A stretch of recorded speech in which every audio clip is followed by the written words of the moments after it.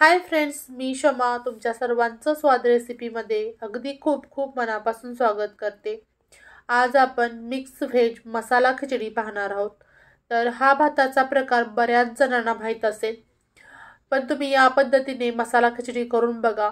खूप छान आणि टेस्टी अशी ही मसाला खिचडी तयार होते। बऱ्याच वेळेला संध्याकाळच्या वेळेत तुम्हाला हलकं फुलकं खायचं असतं किंवा स्वयंपाकाचा कंटाळा येतो, पण पोटभरीचं तरी झालं पाहिजे, तर तुम्ही याच पद्धतीने मसाला मिक्स व्हेज खिचडी करू शकता। तर तुम्ही स्क्रीनवर बघू शकता खूप सारे व्हेजिटेबल्स घेतलेत। अर्धा किलो तांदूळ घेतलेत, त्याला जवळजवळ अर्धा किलो भाज्या असतील सर्व मेजरमेंट केलं तर भाज्या तुम्ही तुमच्या आवडीनुसार कोणत्याही वापरू शकता। त्यामध्ये बटाटा आहे, गाजर आहे, वटाणा आहे, शिमला मिरची आहे, फरसबी आहे। तर भाज्यांना कोणतंही लिमिट नाही, आपल्या आवडीनुसार आपण कमी किंवा जास्त एखादी भाजी वापरू शकतो। त्यानंतर गॅसवरती मी कुकर ठेवला। कुकरमध्ये गरम झाल्यानंतर त्यामध्ये तेल घालायचं। तेल कडकडीत गरम झालं पाहिजे। त्यानंतर आपण त्यामध्ये 1 चमचा मोहरी आणि 1 चमचा जिरं घालणार आहोत आणि छान असं ते तडतडून देणार आहोत।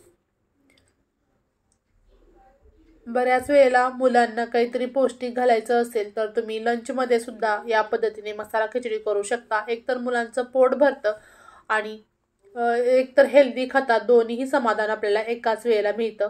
आता आपण त्यामध्ये थोडीशी कढीपत्त्याची पानं घातलेत आणि 2 हिरव्या मिरच्या मी बारीक कट केलेल्या घातलेल्या आहेत, पण ही मिरची तिखट नाहीये, त्यामुळे लहान मुलं अगदी इझिली खाऊ शकतात।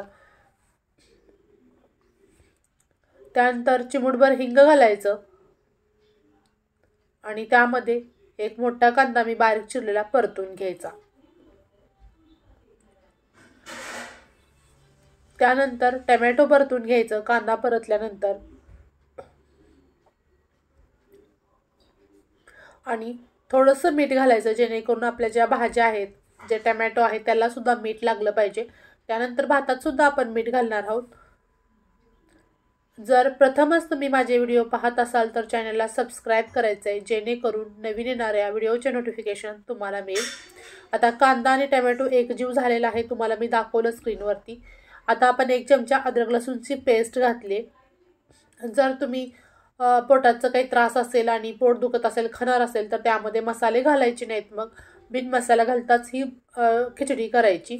आता भाज्या आपण सर्व परतून घ्यायच्या तेलामध्ये।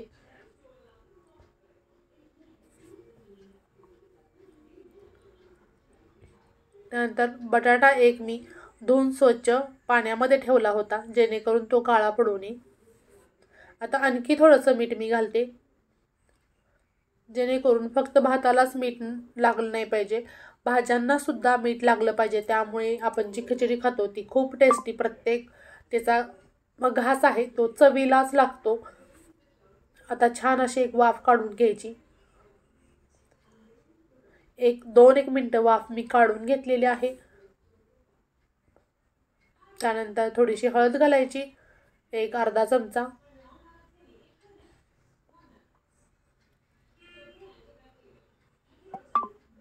आणि गोडा मसाला 1 चमचा ते 1.5 चमचा घालायचा। थोडासा धने पावडर घातली मी 1 चमचा, आणि सर्व भाज्या आणि मसाले एकजीव करून घ्यायचा। जर तुम्ही खिचडीमध्ये गोडा मसाला घातला तर तुमची खिचडी खूप टेस्टी होते। त्यानंतर काही शेंगदाणे आहेत, हे सुद्धा ऑप्शनल आहे आपल्या आवडीनुसार, पण शेंगदाणे सुद्धा खिचडीमध्ये खूप छान लागतात दाताखाली। आणि सर्व मी व्यवस्थित मिक्स करून घेतलेला आहे। मी आणखी थोडासा गोडा मसाला घातलाय, मला थोडासा कमी वाटला त्यामुळे, आणि आणखी 1-2 मिनिटं मी वाफ काढून घेते। आणखी कोणत्या प्रकारच्या रेसिपी पाहायला तुम्हाला आवडतील त्यासाठी कमेंट्स बॉक्समध्ये कमेंट्स करायला विसरू नका। आता भाज्या खूप छान पद्धतीने आपल्या भाजल्या गेलेल्या आहेत। त्यानंतर तांदूळ फक्त मी धुवून घेतलाय, त्याला भिजत वगैरे काय घातलेलं नाही। तर हा जो तांदूळ आहे तो मी इंद्रायणी तांदूळ वापरते, कारण शक्यतो खिचडी ही मऊ असते, पचायला हलकी असते। आता तांदूळ आणि भाज्या 5 मिनिटं मंद गॅसवरती आपण मिक्स करून घ्यायचे। त्यावेळेला गडबड करायची नाही, पुन्हा मी थोडंसं मीठ घातले, तर मी टोटल 3 वेळा मीठ घातले, त्यामुळे मी अगदी प्रमाणबद्धच मीठ घातलेलं आहे, थोडं थोडं करून. आता आपण यामध्ये पाणी घालायचं. तर मी गरम पाण्याचा वापर करते, तुम्हाला हवा असल्यास तुम्ही थंड पाण्याचाही वापर करू शकता. तर 1 डब्बा माझे तांदूळ होते, तर मी 1.5 डब्बा पाणी घातलेलं आहे. म्हणजे 1:1 हे प्रमाण आहे, कारण इंद्रायणी तांदूळ आहे तो पटकन शिजला जातो, नाहीतर मग खूपच असा चिकट चिकट असा होतो. वरून थोडीशी कोथिंबीर घालायची आणि आता 2-1 शिट्ट्या मी करून घेते. 2 शिट्ट्या झाल्यानंतर आपण खिचडी बघू शकता. वाव, किती छान आणि मस्त झालेली आहे खिचडी. आता हे सर्व जो भात आहे, भाज्या आहेत त्या मिक्स करून घेऊया, म्हणजे जेणेकरून सर्व भाज्या व्यवस्थित पसरल्या जातील. थोडीशी आणखी मी वरून कोथिंबीर घातलेली आहे.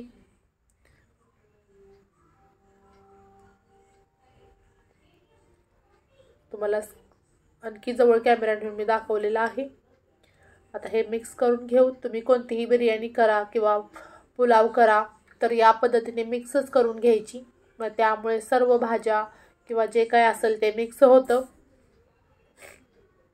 आणि आता आपण एका ताटामध्ये ही खिचडी जी आहे, मसाला व्हेज खिचडी, ती सर्व करूयात. तुम्ही बघू शकता किती छान आणि टेस्टी अशी ही मसाला खिचडी झालेली आहे. सोबत लिंबाची 1 फोड आणि भाजलेला किंवा तळलेला पापड आणि वर तुपाची धार. पुन्हा भेटू अशाच नवीन आणि जायकेदार रेसिपीसोबत. तोपर्यंत बाय.